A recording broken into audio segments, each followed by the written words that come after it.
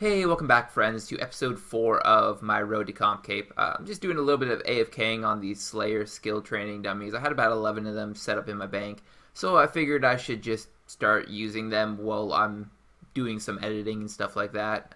Something that I can't actually be training the Slayer skill proper while doing.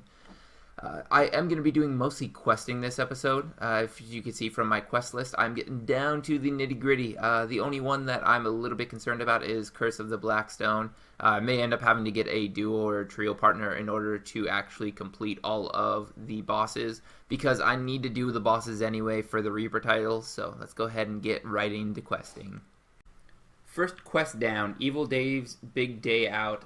It's honestly not really worth doing at a high level. But since it only has level 30 requirements, and as you can see, you actually get a decent amount of experience from Evil Dave's Big Day Out.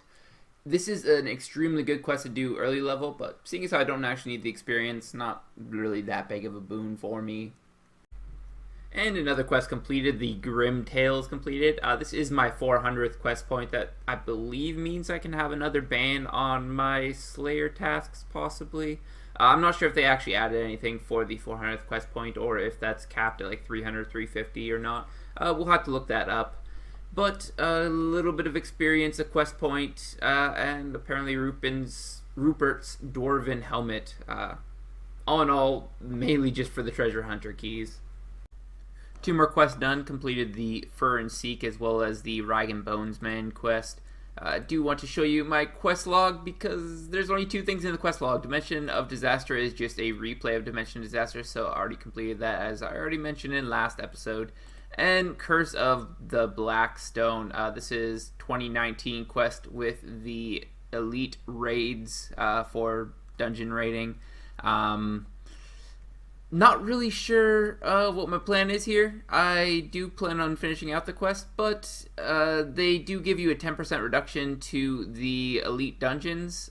So I'm not sure if I'm going to try to do the elite dungeons during the quest, because I believe I've heard that you have to kill all 3 of the elite dungeons during the quest. I'm not sure if I'm going to do it on story mode and then try to do it with a 10% reduction in damage, or if I'm just going to try to go for it and get it all in one go. I've heard that I believe it's the ambassadors, a really hard fight, so maybe a little bit hard to do without the 10% reduction, but might as well start it up and get my quest cape. This Curse of the Blackstone quest is absolutely killing me.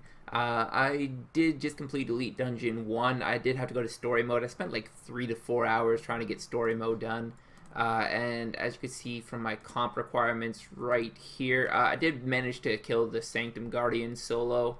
But Masuda the Ascended, that was a bit harder. I think eventually I would be able to kill him, but I just got so frustrated. I just literally gave up, had to go away from the game, had come back later just to do it on story mode. So elite dungeons may not be a thing for me in the future. Either that or I'm going to have to spend a lot of time getting to know them because I am not the best PVMer right now. And with that, the Curse of the Blackstone has been completed. This is an extremely long quest if you haven't actually completed all the elite dungeons already. You do have the option to skip the fights from what I can see. Just from the quest guide that I was going over. I believe you have the option to skip the fights if you've already done the elite dungeons, but if you have to do the elite dungeons from scratch, it take like half an hour, 45 minutes a piece, so that adds an extra 2 hours onto the quest that I seriously doubt that they actually took into consideration. Might as well, if you're trying to do a legit run instead of just the story mode like I was doing. That does mean that I do have 10% reduction for all of the elite dungeons now, so I may actually be able to complete a couple of these elite dungeons. Probably not the Shadow Reef, because that ambassador fight is going to be insane. I was continuously getting hit 900s in story mode, which would mean that you continuously are getting hit 9000s. I don't know the mechanics that I'm missing.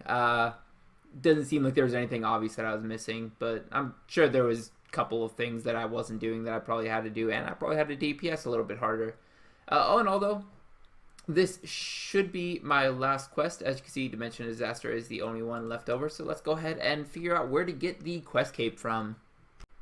Ends up the quest cape is still obtained from the Wise Old Man, and I do have it right here. Wunderbar, that should be the last thing we had to do. So let's go ahead and go into our achievements. Wrong tab there. And comp, and as you can see, no longer have to do any quests. So that is absolutely wonderful. If I can, I'll figure out where the moat is. There we go. Let's go ahead and get into a little bit better of an area. I don't know that I've seen this emote for quite some time. Nobody really uses the skill cape emotes. But let's go ahead and do it just so that we can see what it is exactly. Okay, so it's still just the really old icon of kind of like the prayer where you have a light beam coming in from the top and you get lifted off the ground. Still pretty cool to have that, but probably never going to be used again. Extended duration for the Tears of Guthix minigame, though. I wonder if that's actually worth doing for Slayer. Let's go ahead and test it out. I did just get 200,000 experience. If you didn't notice, I had 3 huge XP lamps for Slayer, so that was a decent amount of Slayer experience. Let's go ahead and see how much experience I'm going to get from the Tears of Guthix, though. So we were just finishing up our first attempt at the Tears of Guthix here, 275, and I got 82,000 Slayer experience. So that's about, times that by 12, it's like 900,000 to 1 million XP per hour. So definitely worth doing. I do recommend just grabbing a light spawn really quick. I am going to reset it with a D&D token. Tears of Guthix, first option. And my second attempt was a little bit worse, but not horrible. 260 tears this time. Should be about 78,000 experience. So all in all, made about 160,000 experience just from this. All in all, pretty happy with the progress this episode. Just the amount of questing that I did and getting all these elite dungeons done just took a lot of time for this episode. I do want to go over all of the things that I have left to do for my comp cape because luckily, the quests are no longer on there. I do have a couple of memories to do. I do have the memorial to the Meyer key. I did already start up the plinks, so don't worry about it. I saw somebody mention in the comments to make sure the plinks are started already. I do have all the plinks already in place, so I'm not going to have to wait the amount of time. Do have to get the Moritania plushies. 120 Slayer is just slowly happening over time. Now I put some pretty serious effort into it to get it close, and probably going to be doing Tears of Guthix and daily task every single day just for the a little bit of extra experience. I think you get like 70,000 experience or something from a daily task. The music tracks I'm not going to worry about until I get all of the bosses done. I will go over the music tracks that I don't have done yet. If I notice anything, I probably will mention it at the beginning of next episode. Like mini games that may be hard to get into, that may be an issue. I'll look through all the music tracks for next episode, though. And I have this giant list of bosses left to do.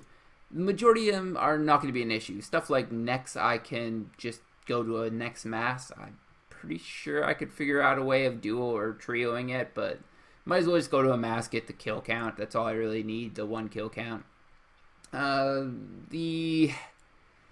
still don't know what I'm going to do with the elite dungeons. I'm a little bit disappointed that I struggled as hard as I did with Masuda the Ascended. I'm pretty sure I could probably do elite dungeons too. None of them seem to be extremely hard. I would have to go look up a guide to see all of the different mechanics, because there was a couple times that like Varric Lith, I think that's what his name is, Varric Lith.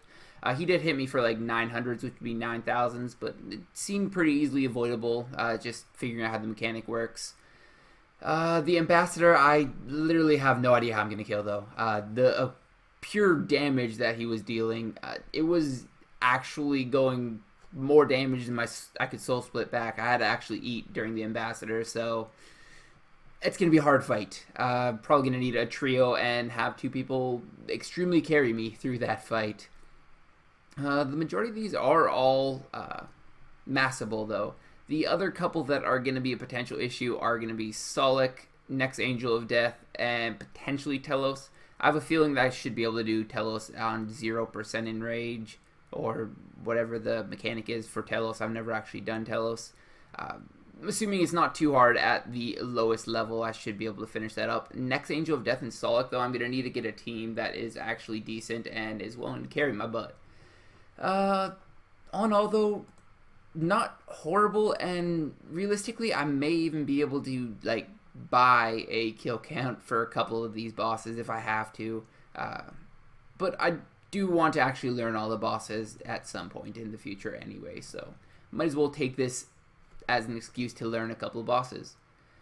Let me know what you guys think in the comment section down below, though. Also, hit that like button, subscribe to the channel if you want to see the rest of this series. As always, though, have a good one.